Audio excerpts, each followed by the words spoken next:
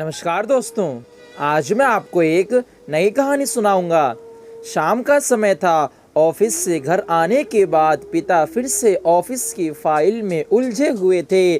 तभी उनका 7 साल का बेटा पास आया और बोला, पापा क्या मैं आपसे कुछ पूछ सकता हूँ? फाइल से नजर हटाए बगैर पिता ने जवाब दिया, हाँ पूछो बेटा।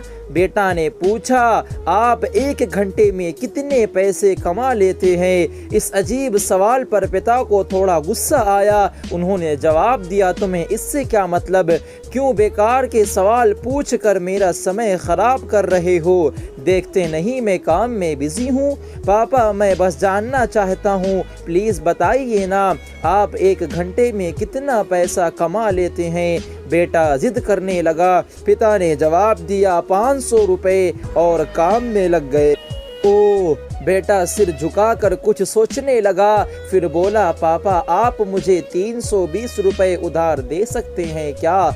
ये सुनना था कि पिता का गुस्सा बढ़ गया। वो बेटे को झड़कारते हुए बोले, अच्छा तो तुम्हें इसलिए मुझसे मेरी सैलरी पूछ रहे थे कि तुम्हें खिलौना या कोई फालतू की चीज खरीदनी है? अब एक शब्द कहे बगैर सीधे अपने कमरे में जाओ और सो जाओ। मैं इतनी मेहनत से पैसे इसलिए नहीं कमाता हूँ कि तुम्हारी हर फालतू मांग पूरी कर सकूं। बेटे का चेहरा उतर गया। भारी कदमों से वो वहां से चला गया।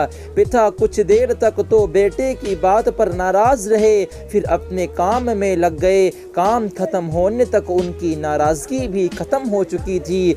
अब उन्हें बेटे के प्रति अपने खुद के व्यवहार पर दुख होने लगा।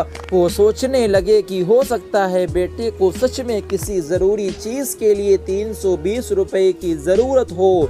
वैसे भी वो हर समय पैसे नहीं मांगता। वो बेटे के कमरे में गए, देखा बेटा बिस्तर पर लेटा हुआ था। उन्होंने पूछा, सो गए क्या? बेटा तुरंत उठकर बैठ गया और बोला, नहीं पापा मैं जाग रहा हूँ। बेटा मैं काम की वजह से परेशान था और मेरा काम का गुस्सा तुम पर निकल गया। मुझे तुम पर गुस्सा नहीं करना चाहिए था। ये लो 320 रुपए जो उस समय तुम मुझसे मांग रहे थे।